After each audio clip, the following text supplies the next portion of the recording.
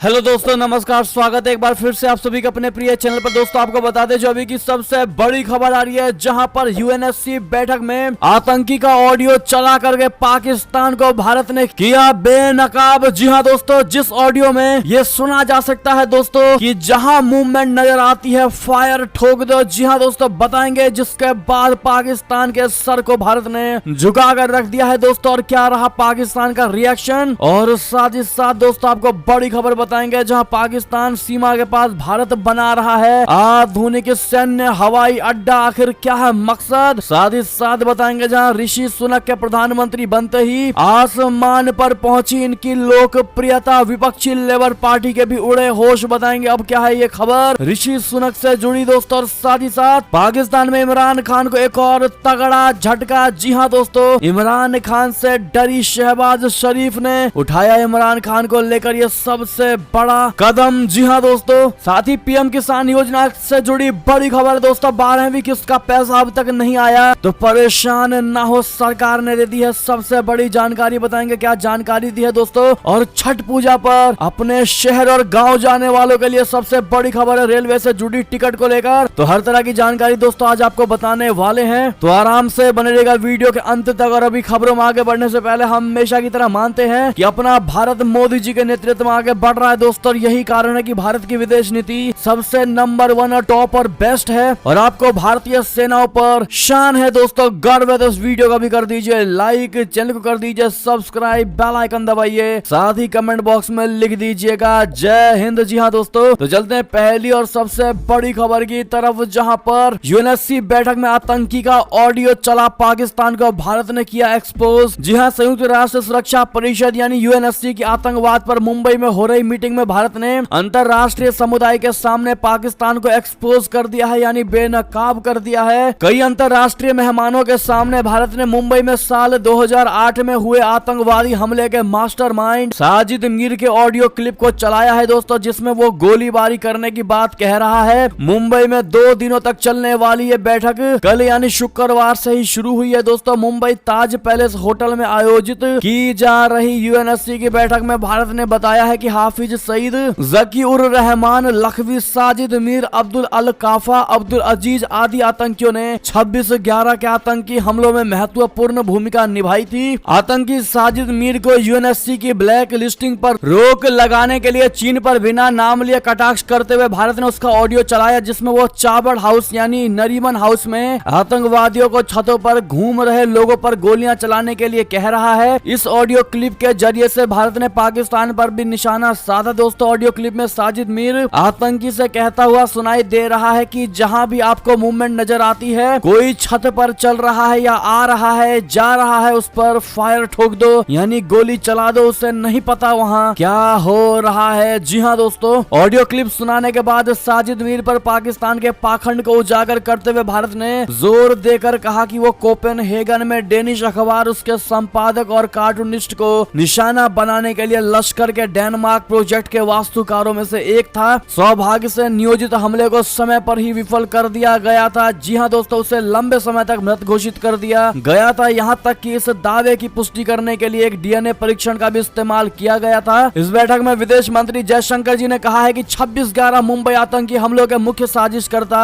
और योजनाकार आज भी और अब भी सुरक्षित हैं और उन्हें सजा नहीं दी गई है। उन्होंने ये भी कहा है कि जब कुछ आतंकवादियों पर प्रतिबंध लगाने की बात आती है तो कुछ मामलों में संयुक्त राष्ट्र सुरक्षा परिषद राजनीतिक कारणों से खेदजनक रूप से कार्रवाई करने में असमर्थ रहा है। विदेश मंत्री ने कहा कि 26/11 आतंकी हमलों के मुख्य साजिशकर्ता और योजनाकार आज भी और अब भी सुरक्षित हैं और उन्हें सजा नहीं दी गई है। ऐसे में दोस्तों यूएनएससी के मीटिंग में दोस्तों सारे देश के सामने में इस ऑडियो क्लिप को चलाने के बाद पाकिस्तान को हर तरीके से भारत ने एक्सपोज किया है, बेनकाब किया है दोस्तों, और उसको शर्मिंदगी दिलाई है दोस्तों। क्या आपको लगता है इस ऑडियो क्लिप के बाद भी पाकिस्तान का गर्दन झुका होगा दोस्तों, या फिर गर्व से चौड़ा हो गया होगा कि वो एक आतंकवादी देश है? जो भी आपको लगता है दोस्तों, अपनी राय आप लोग सुझाव जरूर दीजिएगा और इस वीडियो को अधिक से अधिक शेयर कर दीजिएगा दोस्तों व्हाट्सएप, फेसबुक, ट्विटर पर। और जो भी हमारे वीडियोस को दोस्तों सपोर्ट कर रहे हैं उन सबको दिल से बहुत बहुत धन्यवाद। एक और बड़ी खबर की बात करें, जहां पर पाकिस्तान सीमा के पास भारत बना रहा है आधुनिक सैन्य हवाई अड्डा। आखिर क्या है मकसद? भारत के प्रधानमंत्री नरेंद्र मोदी जी ने पिछले सप्ताह सप्ताह गुजरात में पाकिस्तान की सीमा के पास डीसा में एक सैन्य हवाई अड्डे का शिलान्यास किया, जिसे देश की हवाई सुरक्षा के लिए महत्वपूर्ण इम्पोर्टेंट बताया जा रहा है। नया सैन्य हवाई अड्डा उत्तरी गुजरात के बनासकांठा जिले में है और ये अगले साल दिसंबर तक वायुसेना के लिए पूरी तरह तैयार हो जाएगा। जी हाँ दोस्तों, प्रधानमंत्री मोदी जी ने इस सैन्य हवाई अड्डे का शिलान्यास करते हुए कहा है कि ये देश की रक्षा के लिए एक प्रभावी केंद्र के तौर पर उभरेगा। जी हाँ दोस्तों, उन्होंने कहा कि अंतरराष्ट्रीय सीमा यानी पाकिस्तान यहाँ से सिर्फ 130 किलोमीटर दूर है। अगर हमारी सेना विशेष तौर पर वायुसेना डीसा में मौजूद हो तो हम पश्चिमी सीमा पर किसी भी चुनौती का जवाब अधिक प्रभावी ढंग से दे सकते हैं। रक्षा विश्लेषक राहुल बेदी कहते हैं कि ये अड्डा एक तो सुरक्षात्मक पहल के तौर पर बनाया जा रहा है, दूसरी तरफ मोदी भारत की फॉरवर्ड पॉलिसी को आगे बढ़ा रहे हैं और वे एक आक्रामक नीति दिखाने की कोशिश कर रहे हैं कि भारत भी काफी हावी है और पीछे रहने वाला नहीं है, परंतु इसमें मोदी साहब का ब्रवाडो भी शामिल है। यानी कि दोस्तों, ये गुजरात का 5वां सैन्य अड्डा होने वाला है और ऐसे में हमारी वायुसेना के लिए दोस्तों प्रधानमंत्री मोदी जी की तरफ से जो ये कार्य किया गया, अगर आप भी मानते हैं कि ये सराहनीय है और पाकिस्तान को घर में घुसकर शांत करा सकता है दोस्तों, तो अपनी राय सुझाव आप लोग जरूर दीजिएगा। और ये एक बेस्ट डिसीजन लिया गया है मोदी जी के द्वारा, कहना मत भूलिएगा और मोदी है तो मुमकिन कह दीजिएगा। साथ ही साथ बड़ी खबर बता दें, पीएम बनते ही आसमान पर पहुंची ऋषि सुनक की लोकप्रियता, विपक्षी लेबर पार्टी के होश उड़े। जी हाँ दोस्तों, ऋषि सुनक ने प्रधानमंत्री बनने के कुछ ही दिनों बाद एक लोकप्रियता सर्वेक्षण में विपक्षी लेबर पार्टी के नेता सर कीर स्टारर को भी पछाड़ दिया है। सर्वेयर रेडफील्ड और विल्टन ने 25 से 26 अक्टूबर के दौरान किए सर्वेक्षण में लोगों से पूछा है कि वे किसे बेहतर प्रधानमंत्री मानते हैं। इस पर 39% लोगों ने अपने जवाब में ऋषि सुनक को चुना है, जो सितंबर की शुरुआत में किए गए सर्वेक्षण से 6% अधिक है। सर्वेक्षण में 38% लोगों ने कहा है कि वे सर कीर को सुनक से 4% कम पसंद करते हैं। बता दें कि ऋषि सुनक के कार्यकाल में पहले 2 दिनों में 1500 लोगों से राय ली गई थी। ये लेबर पार्टी के लिए एक झटके के रूप में था, क्योंकि हाल के हफ्तों में लीज ट्रस्ट के प्रीमियरशिप की अराजकता के बीच सर कीर की पार्टी मतदान को लेकर सर्वेक्षणों में टोरीज से आगे बढ़ रही थी। दोस्तों, ऐसे में आप लोग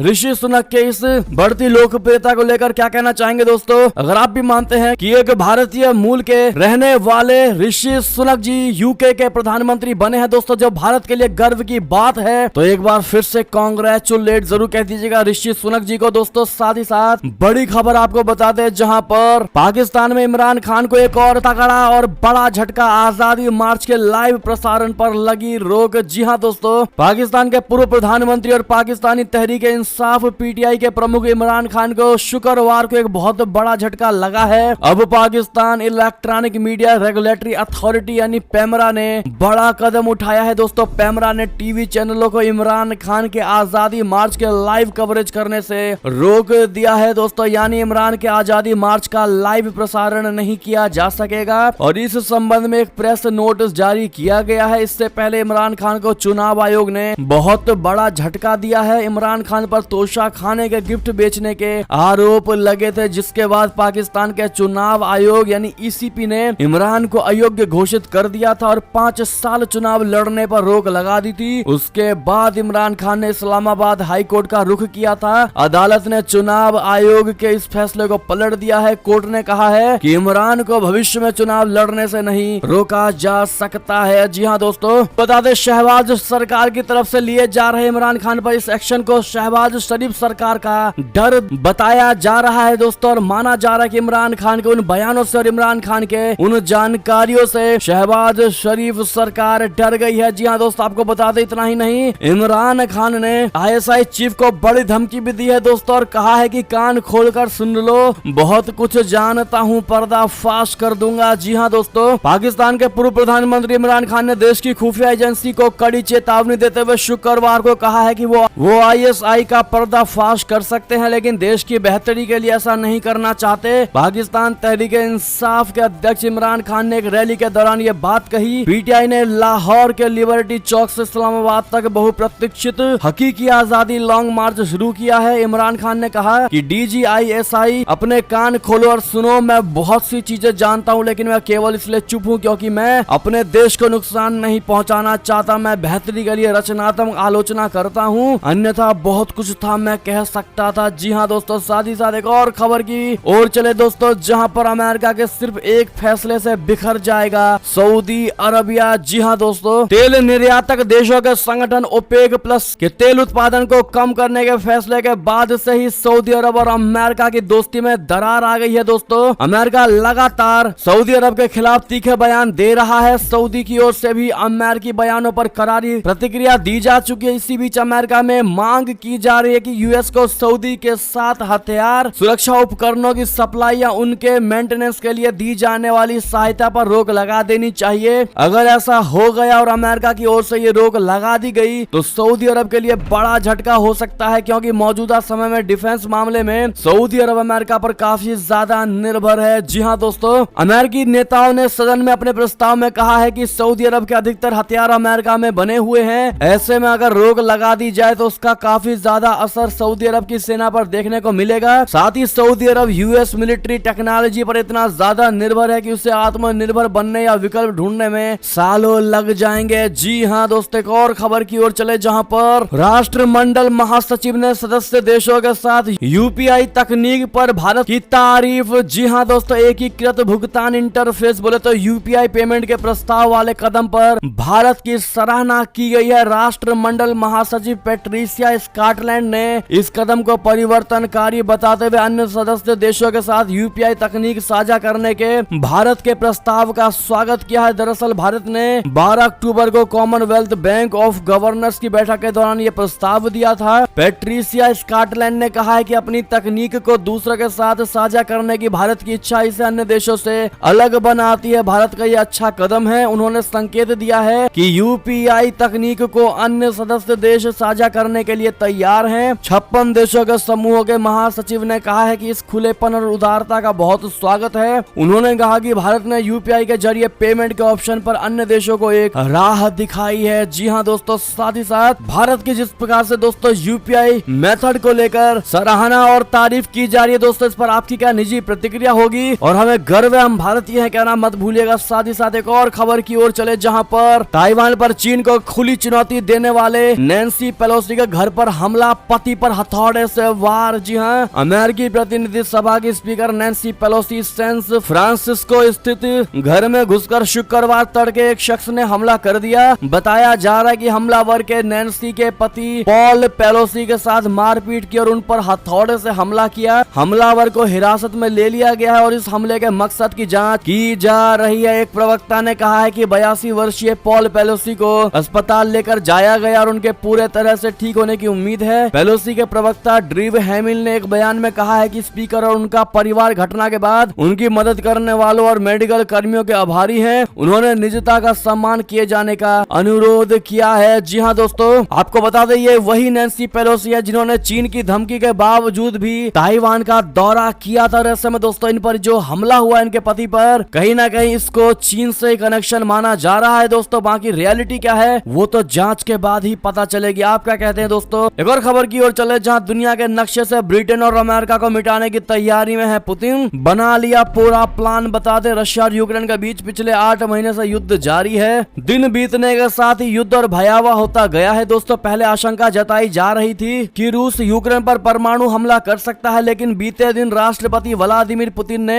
इससे इनकार कर दिया। हालांकि रशिया लगातार अमेरिका समेत पश्चिमी देशों पर नाराजगी जताता रहा है। परमाणु हमले से मना करने के बावजूद भी इससे जुड़ा अभ्यास कर रहा है। एक टॉप रूसी मिलिट्री एक्सपर्ट ने दावा किया है कि व्लादिमीर पुतिन ने परमाणु अभ्यास में ब्रिटेन और अमेरिका को दुनिया के नक्शे से मिटाने का पूर्वाभ्यास किया है। जी हाँ दोस्तों, साथ ही साथ बड़ी खबर आपको बताते जहां डोनाल्ड ट्रंप के ट्विटर अकाउंट से बैन हटाएंगे एलॉन मस्क। पहले भी कर चुके हैं ये ऐलान। जी हाँ दोस्तों, एलॉन मस्क ने आखिरकार ट्विटर को खरीद ही लिया है। वहीं इसी के साथ अमेरिका के पूर्व राष्ट्रपति के ट्विटर पर जल्द लौटने की चर्चाएं भी तेज हो गई हैं। ब्लूमबर्ग ने अपनी रिपोर्ट में दावा किया है कि एलॉन मस्क जल्द ही ट्रंप पर लगे लाइफ बैन को वापस ले लेंगे। जनवरी 2021 ट्विटर ने कहते हुए डोनाल्ड ट्रंप को ट्विटर से हटा दिया था कि उनके ट्वीट्स यूएस कैपिटल में 6 जनवरी 2021 को हुए आपराधिक कृत्यों को प्रमोट करने वाले थे, प्रोत्साहित करने वाले थे। जी हां, एलॉन मस्क द्वारा ट्विटर को खरीदने पर अमेरिका के पूर्व राष्ट्रपति डोनाल्ड ट्रंप ने खुशी जाहिर की है। उन्होंने कहा कि उन्हें खुशी है कि ये अब समझदार मालिक के हाथ में है। अब इस इसे रेडिकल वामपंथी और पागलों द्वारा नहीं चलाया जाएगा जो वास्तव में हमारे देश से नफरत करते हैं। जी हाँ दोस्तों, आपको बता दें पहले भी मस्क ने कहा था कि वो ट्विटर पर आते ही यानी ट्विटर को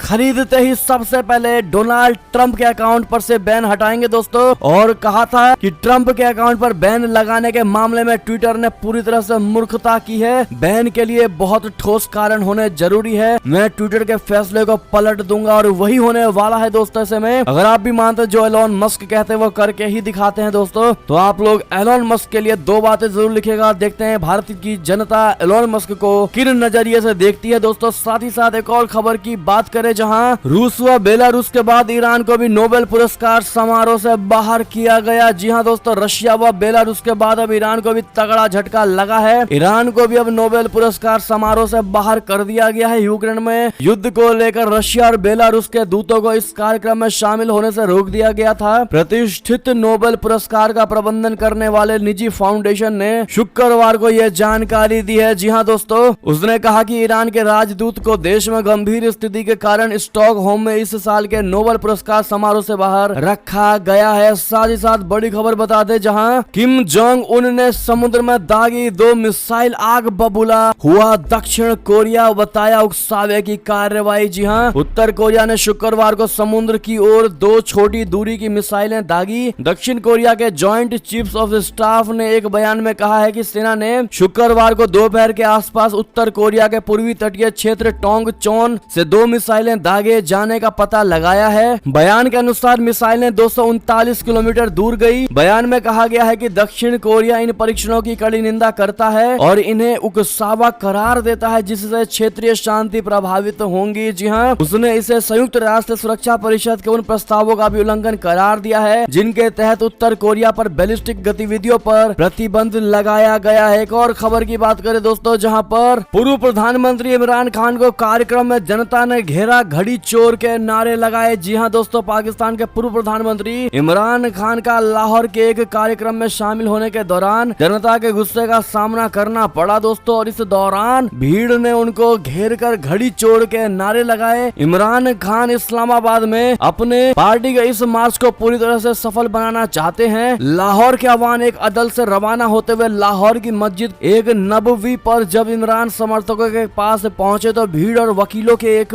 समूह ने ग्रुप ने उन्हें घेर लिया और उनके खिलाफ घड़ी चोर के नारे लगाए। आपको बता दें कि ये इलाका हमेशा इमरान की तहरीक इंसाफ पार्टी के विरोधियों का गढ़ रहा है। तोशखाना मामले में उन्होंने कीमती घड़ियों को सस्ते में खरीद कर महंगे दामों में बेच दिया था। इस घटना का वीडियो सोशल मीडिया पर खूब वायरल हो रहा है दोस्तों। घटना गुरुवार शाम की बताई जा रही है। साथ ही साथ एक और बड़ी खबर आपको बता दें, जहां कोरोना का पहला केस मिलने के 3 साल बाद चीन के इस शहर में फिर से लगा लॉकडाउन। 13 लाख लोग घरों में कैद। जी हां दोस्तों, चीन के सबसे बड़े शहर शंघाई के प्रशासन ने अपने यांगपू जिले के सभी 13 लाख लोगों की कोविड-19 की जांच के शुक्रवार को आदेश दिए। साथ में यह भी फरमान जारी किया है कि जांच रिपोर्ट आने तक लोग घरों से ना निकले। इसी तरह के आदेश इस साल गर्मियों में भी दिए गए थे, जिसके बाद पूरे शहर में 2 महीने तक लॉकडाउन लागू रहा था और इससे 2.5 करोड़ की आबादी वाले शहर की स्थानीय अर्थव्यवस्था तबाह हो गई थी। खाद्यान्न की कमी पड़ गई थी और लोगों तथा अधिकारियों के बीच टकराव हो गया था। आपको बता दें कि वुहान दुनिया का वो पहला शहर है जहां कोरोना का पहला केस मिला था। इसके बाद 2019 के अंत में यहां सबसे पहले लॉकडाउन लगाया गया था। जी हां दोस्तों, एक और खबर की ओर चले, जहां आजम खान की विधानसभा सदस्यता रद्द। हेट स्पीच मामले में 3 साल की हुई सजा। जी हां दोस्तों, आपको बता दें हेट स्पीच के मामले में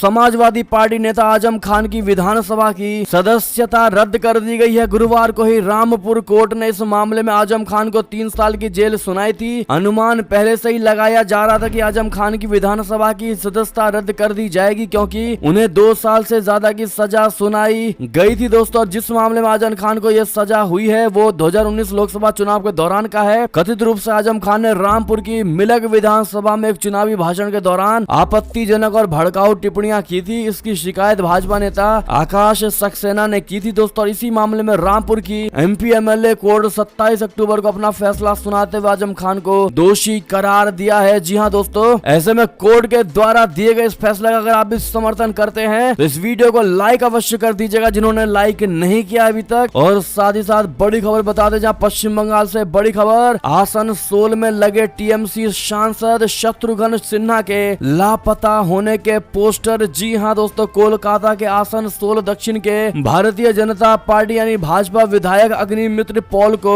शुक्रवार को उनके विधानसभा क्षेत्र के कुछ हिस्सों में लगाए गए पोस्टरों में लापता घोषित किया गया था, जबकि इसके कुछ ही घंटों बाद तृणमूल कांग्रेस सांसद शत्रुघ्न सिन्हा को निशाना बनाने वाले पोस्टर वहां लोकसभा क्षेत्र के कुछ अन्य इलाकों में सामने आए हैं। पुलिस के एक अधिकारी ने इस घटना की पुष्टि करते हुए कहा है कि पोस्टर हटाने के लिए कदम उठाए जा रहे हैं। हिंदी भाषा में छपे एक पोस्टर में दावा किया गया था कि अभिनेता से सांसद बने शत्रुघ्न सिन्हा छठ उत्सव से पहले अपने निर्वाचन क्षेत्र से लापता थे और ये पोस्टर पहली बार कुल्टी स्टेशन रोड क्षेत्र में बृहस्पतिवार की रात दिखाई दी। जी हाँ, साथ ही साथ एक और बड़ी खबर बता दें, जहां प्रधानमंत्री मोदी जी ने दिया एक देश एक पुलिस वर्दी का सुझाव। क्या सभी राज्यों में एक जैसी होगी पुलिस की यूनिफॉर्म? जी हाँ दोस्तों, प्रधानमंत्री नरेंद्र मोदी जी ने सभी राज्यों की पुलिस में एक रूपता लाने, उन्हें साझा पहचान देने तथा उनकी ताकत को एकजुट करने के लिए एक देश एक राशन कार्ड की तर्ज पर एक देश एक पुलिस वर्दी शुरू करने का सुझाव दिया है। पीएम मोदी जी ने शुक्रवार को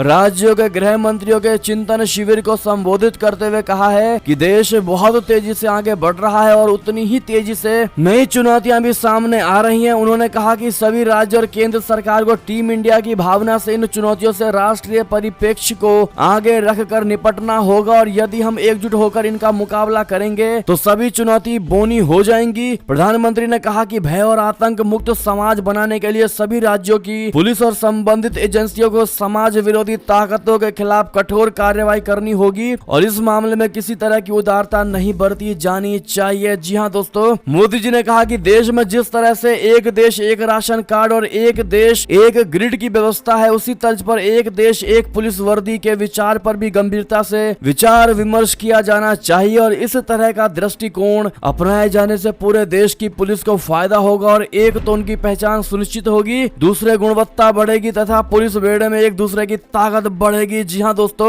ऐसे में क्या आप भी मोदी जी के इस नए विचार का दोस्तों नए सजेशन का स्वागत करेंगे? क्या एक देश एक पुलिस वर्दी मोदी जी का सुझाव बिल्कुल सही है दोस्तों? मानते हैं आप लोग? नहीं, कमेंट में लिखकर जरूर बताइएगा भारी मात्रा में। देखते दोस्तों क्या है आप लोगों के मोदी जी के इस सजेशन पर विचार, और वीडियो को शेयर करना मत भूलिएगा ताकि हर कोई अपना विचार साझा कर सके। साथ ही साथ बड़ी खबर बता दे, जहां दिल्ली में छठ पूजा पर नहीं मिलेगी शराब, एलजी ने किया ड्राई डे का ऐलान। बता दें, दिल्ली में पहली बार छठ पूजा यानी 30 अक्टूबर पर ड्राई डे के रूप में घोषित किया गया है। उपराज्यपाल वीके सक्सेना ने इस संबंध में आदेश जारी कर दिए हैं। जी हाँ दोस्तों, एक और खबर की बात करें, जहां केजरीवाल सरकार ने दिल्ली वालों को दिया महंगाई का झटका, बढ़ा दिया ऑटो टैक्सी का किराया। बता दें, दिल्ली की आम आदमी पार्टी सरकार ने लोगों को महंगाई का बहुत बड़ा झटका दे दिया है। दोस्तों, दिल्ली में टैक्सी और ऑटो रिक्शा का सफर अब महंगा होने वाला है। दिल्ली सरकार ने शुक्रवार को संशोधित किराए को मंजूरी दे दी। जल्द ही इसके लिए अधिसूचना भी जारी होगी। अधिसूचना के जारी होते ही दिल्ली में नया किराया लागू हो जाएगा और इससे पहले 2020 में दिल्ली में ऑटो रिक्शा का किराया बढ़ाया गया था दोस्तों, जबकि टैक्सी का किराया 2013 में बढ़ा दिया गया था। जी हाँ दोस्तों, ऑटो का शुरुआती 1.5 किलोमीटर का किराया अभी तक के लिए 25 रुपए था, जिसे अब 30 रुपए कर दिया गया है। इसके बाद मीटर डाउन होते ही प्रति किलोमीटर 9.5 रुपए की जगह 11 रुपए प्रति किलोमीटर का किराया देना होगा। जी हाँ दोस्तों, आप एएनआई हिंदी न्यूज का ये ट्वीट भी देख पा रहे होंगे दोस्तों। और ऐसे में जिस प्रकार से